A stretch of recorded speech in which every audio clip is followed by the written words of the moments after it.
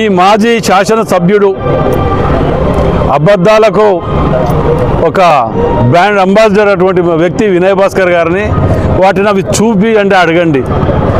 ఎందుకు ఇంకా మాయ మాటలు చెప్పి ప్రజలను ఎందుకు మోసం చేస్తానో, ఎందుకు కబ్జాల దానిలో ఇవన్నీ పెట్టిన అన్నిటికీ స్టేలు పట్టుకురావటం, వాళ్ళ పార్టీ ఆఫీస్కు స్టే పట్టుకొస్తాడు. పబ్లిక్ పార్క్ అది.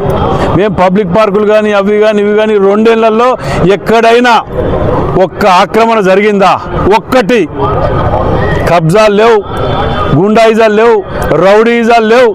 ప్రశాంతంగా వరంగల్ వెస్ట్ నియోజకవర్గ ప్రజలు బతుకుతుంటే మళ్ళా ఎలక్షన్లు వస్తున్నాయి కదా అని చెప్పి ఇవాళ మేము అభివృద్ధి చేస్తానికి వాడవాడలో తిరుగుతున్నాం అని చెప్పి ఓ దొంగ నాటకం, కొత్త నాటకం ఆడుతున్నాం. మాకు అక్కడ ఉన్న వాళ్ళకి ఎక్కడ ఎవరికి అన్యాయం చేయాలని ఆలోచన వీసమెత్తు కూడా మాకు లేదు.